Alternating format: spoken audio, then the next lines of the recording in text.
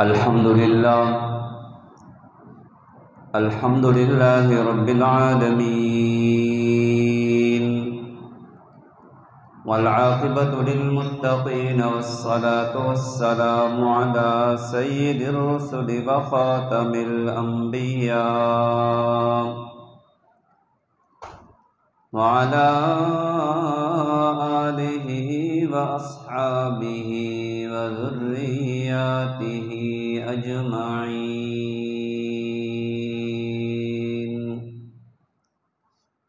ومن تبعهم بإحسان إلى يوم الدين. أما بعد، فأعوذ بالله من الشيطان الرجيم. بسم الله الرحمن الرحيم. وأذن في الناس بالحج يأتوك رجالا وعلى كل ضامر يأتين من كل فوج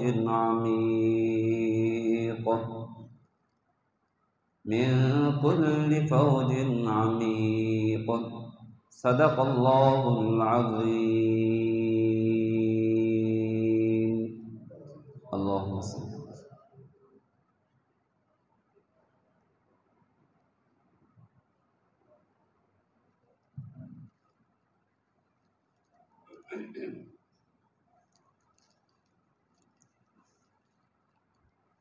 اللہ تبارک و تعالی نے وہ چیزیں انسان کے اوپر فرض کی ہیں. ایک حدیث پاک میں ہے، ایک صحابی آئے حضور پاک صلی اللہ علیہ وسلم کے پاس، آ کر کے عرض کرنے لگے، ای العمل افضل، حضور ہمیں یہ بتاؤ کون سا عمل زیادہ افضل ہے؟ تو آپ صلی اللہ علیہ وسلم نے جواب دیا، ان تؤمن باللہ ورسولہ، اللہ پر، اللہ کے رسول پر ایمان لاؤ، یہ عمل سب سے افضل ہے. اس نے پھر پوچھا، ثم ماذا، پھر ایسا عمل بتاؤ کہ بہت افضل ہو. تو آپ صلی اللہ علیہ وسلم نے فرمایا کہ الجہاد، فرمایا کہ جہاد افضل عمل ہے. پھر صحابی نے سوال کیا، ثم ماذا، کہ اور عمل ایسا بتاؤ جو بہت افضل ہو. تو آپ صلی اللہ علیہ وسلم نے فرمایا، الحج مبرور، مقبول حج، فرمایا کہ یہ بھی بہت بڑا عمل ہے. تو حدیث پاک میں ایک ہی سوال ہے اور ایک ہی جواب، ایک ہی سوال کے مختلف جوابات دیے گئے ہیں. جیسے یہاں یہ حدیث پاک ہے، دوسرے مقامات میں ہے، صحابی نے یہی سوال کیا کہ ای العمل افضل، کون سا عمل زیادہ افضل ہے؟ آپ صلی اللہ علیہ وسلم نے جواب دیا، بر الوالدین، ماں باپ کی خدمت کر. ایک صحابی ہے، یہی سوال کیا، کون سا عمل زیادہ افضل ہے؟ آپ علیہ السلام نے جواب دیا، فرمایا کہ نماز بہت اچھا افضل، بہت عمل جو ہے اچھا عمل ہے، افضل عمل ہے. اسی طرح مختلف احادیث کے اندر سوال ایک ہے، جوابات مختلف دیے گئے ہیں. تو محدثین لکھتے ہیں، اصل میں حضور پاک صلی اللہ علیہ وسلم نے سامعین کی، آنے والے کی، سائل کی کیفیت کو دیکھا، اس کے اندر کون سے عمل کی زیادہ ضرورت ہے. جس نے سوال کیا ای العمل افضل، کون سا عمل افضل ہے، حضور پاک صلی اللہ علیہ وسلم نے دیکھا یہ نماز میں تھوڑی کوتاہی ہے، فرما دیا نماز سب سے افضل ہے. سوال اسی طرح کیا گیا، دیکھا کہ ماں باپ کی خدمت کے اندر تھوڑی سی کوتاہی ہے، فرمایا کہ ماں باپ کی خدمت کرنا بڑا افضل عمل ہے. پھر سوال کیا گیا، دیکھا حج میں تھوڑے سے، تو فرمایا کہ حج بڑا افضل عمل ہے. پھر اسی طرح جہاد کے متعلق فرمایا۔ تو یہ آنے والے کی کیفیت کو دیکھ کر آپ صلی اللہ علیہ وسلم نے یہ مختلف جوابات دیے ہیں ایک ہی سوال کے۔ تو یہ جو حج ہے یہ بہت بڑا عمل ہے۔ پہلے تو یہ ہے، یہ حج جو ہے کہتے کسے ہیں؟ حج جو ہے مخصوص جگہ کا نام ہے، مخصوص جگہ کے اوپر مخصوص ایام میں مخصوص اعمال کرنے ہیں، اور مخصوص ایام کے اندر مخصوص جگہ میں۔ کیونکہ آپ دیکھیں اگر اور یہ جو ہے مخصوص ایام 9 ذی الحجہ سے دن شروع ہوتے ہیں حج کے، یہ آگے جاتے ہیں 13 تک چلے جاتے ہیں۔ تو ان ایام کے علاوہ آدمی اگر حج کی نیت سے پھرتا رہے، اعمال کرتا رہے، ان 5 دنوں میں نہ کرے تو اس کا حج نہیں ہوگا، اس لیے کہ وقت یہی ہے۔ اسی طرح اس کے لیے جگہ بھی مخصوص ہے۔ وہاں کے اعمال اگر یہاں پاکستان میں شروع کر دے یا وہاں عرفات کی بجائے مینا میں بیٹھا رہے، بیت اللہ کے طواف کی بجائے مسجد نبوی کے اندر بیٹھا رہے، تب بھی اس کا حج قابل قبول نہیں ہوگا۔ وہ اس لیے کہ جن جگہوں کے ساتھ یہ عبادت مخصوص تھی اس نے ان جگہوں کو چھوڑ دیا، جیسے چھوڑا تو پھر یہ اس کا عمل قابل قبول نہیں رہا۔ اور کرنے کس طرح ہے؟ اس طریقے پر یہ افعال کرنے ہیں جس طریقے پر حضور پاک صلی اللہ علیہ وسلم کر گئے ہیں یا فرما کر گئے ہیں۔ حج جو ہے 9 ہجری میں فرض ہوا، 9 ہجری کے اندر فرض ہوا۔ حضور پاک صلی اللہ علیہ وسلم نے سیدنا ابو بکر صدیق رضی اللہ تعالیٰ عنہ کو امیر بنا کر کے بھیجا کہ آپ جاؤ حج کر کے آؤ۔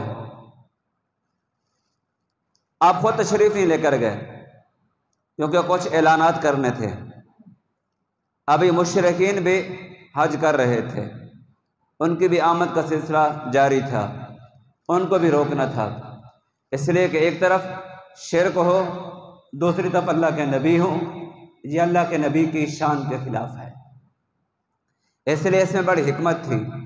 حضور پاک صلی اللہ علیہ وسلم نے سیدنا ابو بکر صدیق کو بھیجا، جب وہ جا رہے تھے پیچھے سیدنا علی المرتضیٰ رضی اللہ تعالیٰ عنہ کو بھیجا۔ اب یہ گئے پیچھے، جب وہاں پہنچ گیا عرفات میں، خطبہ سیدنا ابو بکر صدیق رضی اللہ تعالیٰ عنہ نے پڑھا، سیدنا علی المرتضیٰ رضی اللہ تعالیٰ عنہ نے کچھ اعلانات کرنے تھے، یہی جو معاہدات وغیرہ تھے، یہی جو مشرکین کا تھا، آج کے بعد یہ نہیں داخل ہوں گے، شرک یہاں کوئی نہیں ہوگا۔ سیدنا ابو بکر صدیق رضی اللہ تعالیٰ عنہ نے سیدنا علی المرتضیٰ رضی اللہ تعالیٰ عنہ سے پوچھا، فرمایا کہ آپ یہ مجھے بتاؤ، حضور نے آپ کو امیر بنا کر بھیجا ہے یا ویسے پیغام پہنچانے کے لیے؟ تو انہوں نے فرمایا کہ نہیں، مجھے امیر نہیں بنا کر بھیجا، بلکہ مجھے یہ پیغام میں نے لوگوں کو سنانا ہے۔ اصل میں تھا یوں، عرب معاشرے کے اندر جب کوئی اہم پیغام ہوتا تو جو سب سے زیادہ قریبی رشتہ دار ہوتا وہ پیغام پہنچاتا تھا، اور حضور پاک صلی اللہ علیہ وسلم کے سب سے زیادہ جو قریبی رشتہ دار تھے وہ سیدنا علی المرتضیٰ رضی اللہ تعالیٰ عنہ تھے، جو آپ کے ساتھ وہاں موجود تھے مدینہ کے اندر، اس لیے حضور نے سیدنا علی المرتضیٰ رضی اللہ تعالیٰ عنہ کو ساتھ بھیجا۔ تو یہ جب بیت اللہ یوں جو ہے یہ بیت اللہ کے اندر جو حج ادا کیا گیا، پھر اگلے سال حضور خود تشریف لے گئے اور حجۃ الوداع جسے کہا جاتا ہے، آپ نے پھر بڑا تفصیلی جو ہے خطبہ دیا، اور اس کے اندر جو ہے حجۃ الوداع بھی کہا جاتا ہے، کیونکہ آپ کا یہ الوداعی حج تھا، ابتدائی بھی تھا، آخری بھی تھا۔ اچھا، یہ جو حج ہے یہ ہر سال فرض ہے یا زندگی میں ایک مرتبہ ہے؟ جب حج فرض ہوا تو ایک صحابی ہے، پوچھنے لگے حضور کیا حج جو ہر سال کرنا ہے؟ آپ خاموش رہے، پھر سوال دہرایا، آپ پھر خاموش رہے، پھر سوال دہرایا۔ آپ صلی اللہ علیہ وسلم نے ناراضگی کا اظہار فرمایا، فرمایا کہ جب ایک مرتبہ میں خاموش ہو گیا تھا تو آپ کو سوال نہیں کرنا چاہیے تھا۔ فرمایا اگر میں یہ فرما دیتا کہ حج ہر سال فرض ہے تو تم میں سے کس کے اندر یہ طاقت ہوتی ہر سال حج ادا کرتا؟ اس لیے زندگی میں ایک مرتبہ حج جو ہے فرض ہے، اور کس پر ہے؟ جس کے لیے الراحلۃ والزاد، جس کے لیے زاد راہ اور سواری۔ پہلے تو پیدل سفر ہوتے تھے، قافلے جاتے تھے، اب یہ ہے کہ جس کے لیے خرچہ ہے، اسباب ہیں، اس کے اوپر حج فرض ہے۔ اور یہ بھی یاد رکھیں، یہ نہیں ہے کہ اس کے اوپر حج فرض ہے جس کے پاس گھر کے اندر 12-13 لاکھ رکھے ہوئے ہوں۔ یہ جو ہم نے نظریہ بنایا ہوا ہے یہ غلط ہے۔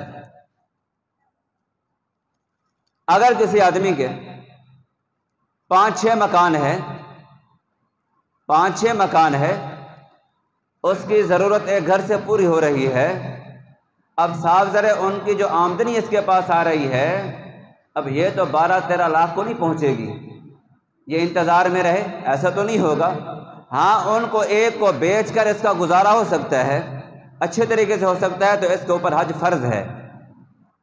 یہ جو ہم نے بنا رکھا ہے کہ جی اتنا رقم گھر میں ہوگی تو حج فرض ہوگا، یہ غلط ہے۔ اگر پلاٹ ہیں یا اسی طرح کاروبار اس طرح کا چل رہا ہے، اس میں سے اتنا رقم نکالنے کے باوجود بھی کام صحیح طریقے پہ چل سکتا ہے تو اس کے اوپر بھی حج فرض ہے۔ یہ ہر آدمی کو خود اندازہ لگا سکتا ہے کہ کیسے میرا کام چل رہا ہے، اتنا نکالنے کے بعد چل سکتا ہے یا نہیں چل سکتا، یہ صرف دل کو سمجھانے والی بات ہے۔ اور جیسے حج فرض ہو فوراً ادا کرنا چاہیے، اس لیے کہ زندگی کا کوئی پتہ نہیں ہے۔ حج فرض ہے، نہ ادا کیا تو یہ گناہ گار دنیا سے چلا جائے گا۔ اس لیے بعض دفعہ حالات بھی خراب ہو جاتے ہیں، وَتِلْكَ الْأَيَّامُ نُدَاوِلُهَا بَيْنَ النَّاسِ، حالات بدلتے رہتے ہیں، پتہ کوئی نہیں چلتا۔ اس لیے یہ عظیم نعمت جو ہے، عبادت جو ہے، اس سے آدمی محروم نہ ہو، جیسے موقع ملے فوراً کوشش کرے حج ادا کریں۔ تو یہ تو جہاں تک بات ہے فرضیت کی۔ دوسری بات یہ ہے کہ ملے گا کیا جب آدمی حج ادا کرے گا، ملے گا کیا؟ حضور پاک صلی اللہ علیہ وسلم نے فرمایا کہ العمرہ تو بین العمرہ، فرمایا کہ جو آدمی ایک عمرے سے دوسرا عمرہ کرتا ہے، ایک عمرہ کیا، درمیان میں چھٹیاں رہیں، پھر اللہ نے موقع دیا پھر گیا، تو فرمایا کہ یہ ایک عمرے سے دوسرے عمرے کے درمیان جتنی اس سے غلطیاں بھی ہوتی ہیں، اللہ تبارک و تعالیٰ اس عمرے کی برکت سے معاف کر دیتے ہیں۔ تو معلوم یہ ہوا کہ جب یہ پہلی مرتبہ جا رہا ہے تو جو اس سے پہلے غلطیاں ہوئی اللہ وہ معاف فرماتے ہیں، پھر بعد میں جاتا ہے درمیان والی معاف کرتے ہیں۔ لیکن یہ یاد رکھنا، اس سے مراد حقوق اللہ ہے، حقوق العباد نہیں ہے۔ جہاں تک حقوق العباد کا تعلق ہے، یا تو جا کر کے جو ان کا حق دینا ہے حق دے، یا ان سے معاف کروائے، معافیاں مانگے، تب ہے یہ معاملہ۔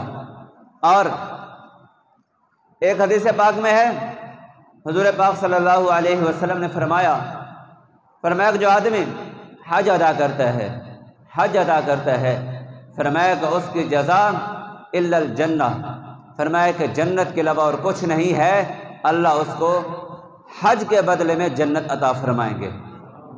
تو جس کو جنت مل جائے اس کے لیے یہ کوئی سودا جو ہے کوئی گھاٹے کا تو نہیں ہے، یہ بڑا آسان سا سودا ہے، سستا سودا ہے، اس لیے کوشش کرنی چاہیے۔ ایک حدیث پاک میں ہے، آپ علیہ الصلاۃ والسلام نے فرمایا کہ جو آدمی حج ادا کرتا ہے، فرمایا کہ جب یہ بیت اللہ سے اپنے گھر کی طرف لوٹ رہا ہے، یہ ایسے ہے جیسے اپنی ماں کے پیٹ سے باہر آیا ہو۔ تو آدمی جب ماں کے پیٹ سے باہر آتا ہے اس پر بھی گناہ ہوتا ہے؟ کوئی نہیں ہوتا۔ تو اس کے اوپر بھی کوئی گناہ نہیں ہوتا۔ یہاں پر بھی محدثین نے یہی لکھا ہے کہ یہ حقوق العباد جو ہے، چونکہ اس کا حج مقبول ہوا ہے تو یہ کوشش کرے گا یا کر کے گیا ہوگا، جن کے حق دینے ہیں دے کر گیا ہوگا یا فوراً آ کے ادا کرے گا، معافی مانگ کر گیا ہوگا یا فوراً آ کر کے معافی مانگے گا۔ اور حج مبرور کہتے ہی ایسے حج کو ہے، آدمی حج پہ جا رہا ہے، عمرے پہ جا رہا ہے، گیا جیسے واپس آیا اس کی زندگی کے اندر انقلاب آ گیا۔ جتنی اس کی زندگی کے اندر کوتاہیاں تھیں، دین سے دوریاں تھیں، عمرے کی برکت سے، حج کی برکت سے اس کی یہ ساری کی ساری دوریاں، جو جتنے کوتاہیاں تھیں یہ دور ہوتی چلی گئیں۔ اس نے ساری کوتاہیاں دور کر دی، یہ 100% دین پر چلنا شروع ہو گیا۔ تو فرمایا کہ یہ سمجھ لو اس کا جو حج تھا یہ حج مبرور تھا، یہ حج اللہ کے ہاں مقبول تھا۔ اسی طرح اگر یہ عمرہ کر کے آئے ہو تو یہ عمرہ اللہ کے ہاں مقبول تھا۔ اگر معاملہ اسی طرح ہے جیسے پہلے تھا، جیسے نمازوں میں پہلے کوتاہی تھی، ایسے عمرے کے بعد کوتاہی ہے۔ جیسے دین سے دوری حج سے پہلے تھی اسی طرح بعد میں ہے۔ جیسے حج اور عمرہ سے پہلے حضور کی سنت کو ذبح کر رہا تھا، آنے کے بعد بھی اس کے چہرے پر رونق نہیں آئی، پھر بھی اسی طرح یہ حضور کی سنت کو ذبح کر رہا ہے۔ تو اس کو اپنی زندگی میں غور کرنا چاہیے، کون سا ایسا عمل میرے سے وہاں سرزد ہوا جس کی وجہ سے ابھی بھی اللہ مجھ سے ناراض ہے، اللہ راضی نہیں ہوا۔ اس لیے کہ اگر اللہ راضی ہوا ہوتا تو میری زندگی کے اندر یہ فرق آ جاتا، میں دین کی طرف لگ جاتا۔ آپ دیکھیں حضور پاک صلی اللہ علیہ وسلم، آدمی زندگی کے اندر جب حضور کی زیارت کر لیتے تھے، بلکہ جس جگہ سے حضور کا گزر ہوتا تھا اس جگہ وہ جگہ بھی معطر ہو جاتی تھی۔ اور یہ یہاں پر تو حضور کا نام لیتا ہی رہا، درود پاک پڑھتا بھی رہا، اور وہاں حضور کے روضے تک بھی گیا، اللہ کے گھر کو جا کر کے بھی دیکھا جہاں پر ہر وقت اللہ کی رحمتوں کا نزول ہی نزول ہو رہا ہے۔ اس کے باوجود بھی اس کی زندگی کے اندر کوئی فرق نہیں آیا، اس سے گناہ چھوٹے نہیں، رشوت چھوڑی نہیں، سودی کاروبار تھا اس کو چھوڑا نہیں، جھوٹ اس نے اپنی زبان سے چھوڑا نہیں ہے، غیبت یہ چھوڑ نہیں رہا، سچ کی طرف آ نہیں رہا، حلال یہ کما نہیں رہا۔ اس کے باوجود بھی اگر یہ حج بھی کر کے آیا، عمرہ بھی کر کے آیا، اگر یہ گناہ نہیں چھوڑے تو یاد رکھیں ابھی آپ نے اللہ کو راضی نہیں کیا، اللہ آپ سے راضی نہیں ہوا۔ اللہ اگر راضی ہوا ہوتا تو آپ سے یہ گناہ چھوٹ چکے ہوتے۔ اس لیے حضور پاک صلی اللہ علیہ وسلم نے فرمایا جب آدمی حج کر کے آتا ہے تو فرمایا کہ یہ ایسے ہے جیسے ماں کے پیٹ سے باہر آیا ہو، اللہ اس کے سارے گناہ معاف کرتے ہیں۔ محدثین نے لکھا ہے حج مبرور کے متعلق ایک تو یہی ہے زندگی کے اندر فرق آ جائے، دوسرا یہ ہے جیسے بلکہ یہ نچوڑ یہی تھا جو میں نے عرض کر دیا، ایک یہ ہے کہ حج اور عمرہ کے دوران اس سے کوئی غلطی سرزد نہ ہو، جب نہیں ہوئی ہوگی تو اس کا اثر بعد میں ظاہر ہوگا۔ خلاصہ یہی تھا جو میں نے عرض کر دیا، اس کی زندگی کے اندر فرق نظر آنا چاہیے، دین کے اوپر پہلے کتنا چل رہا تھا اب کتنا چل رہا ہے۔ اگر یہ اس کے اندر زیادتی ہوئی ہے تو سمجھ لے کہ حج اور عمرہ مقبول ہوا ہے، ورنہ حج اور عمرہ مقبول نہیں ہوا۔ تو اس لیے بھائی اللہ تبارک و تعالیٰ نے جن کو اسباب دیے ہیں وہ کوشش کریں، ضرور یہ سفر کریں اور اللہ سے قبولیت بھی مانگیں۔ اور جو آگے مہینہ یہ جو شروع ہونے والا ہے ذی الحجہ کا، اس کے اندر بہت سارے افعال اعمال ایسے ہیں جو بیک وقت جمع ہو رہے ہیں۔ یہ خصوصیت صرف اور صرف اس مہینے کے ساتھ ہے، باقی کسی مہینے کے ساتھ خاص نہیں ہے۔ روزہ رکھیں گے بہت زیادہ اجر ہے۔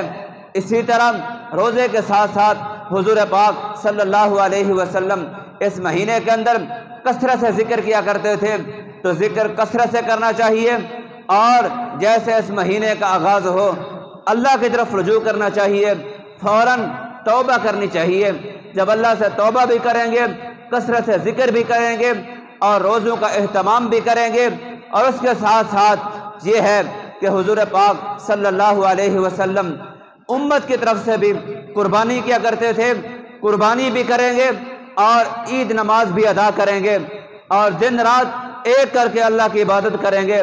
تو انشاءاللہ اللہ تبارک و تعالیٰ نے ان 10 دنوں کی قرآن کریم کے اندر قسمیں اٹھائی ہیں، والفجر ولیال عشر والشفع والوتر۔ اس کے اندر اللہ تبارک و تعالیٰ نے ان 10 دنوں کی قسمیں اٹھا کر کے فرمایا یہ دن بڑی عظمت والے ہیں، اس لیے اللہ تبارک و تعالیٰ سے مانگنا بھی چاہیے کہ اللہ تبارک و تعالیٰ ہمیں توفیق بھی دے، اللہ کے سامنے توبہ بھی کریں، توبہ کے ساتھ ساتھ اللہ کا ذکر بھی کثرت سے کریں، حقوق اللہ بھی ادا کریں، حقوق العباد بھی ادا کریں۔ انشاءاللہ کس پر اوپر قربانی واجب ہے، کس کے اوپر نہیں ہے، وہ تو انشاءاللہ میں اگلے جمعے عرض کروں گا۔ آج تک یہی ہے، جیسے چاند نظر آئے فوراً اللہ کی طرف رجوع کریں۔ یہ ایک ایک سانس جو اللہ نے دیا ہوا ہے یہ بڑا قیمتی سانس ہے، جب یہ ختم ہو جائے گا دنیا کی ساری نعمتیں ساری دولتیں بھی آپ دیں تب بھی آپ کو یہ ایک سانس نہیں ملنے والا، اس لیے اس کی قدر کرتے ہوئے ایک ایک سانس کو قیمتی بناتے ہوئے ایک ایک لمحے کو قیمتی بناتے ہوئے اللہ کے سامنے سجدہ ریز ہوں، اللہ سے مانگتے رہیں۔ جب اللہ سے مانگتے رہیں گے سجدہ ریز رہیں گے انشاءاللہ دنیا بھی بن جائے گی آخرت بھی بن جائے گی۔ اللہ تبارک و تعالی عمل کرنے کی توفیق عطا فرمائے۔ وآخر دعوانا الحمدللہ رب العالمین۔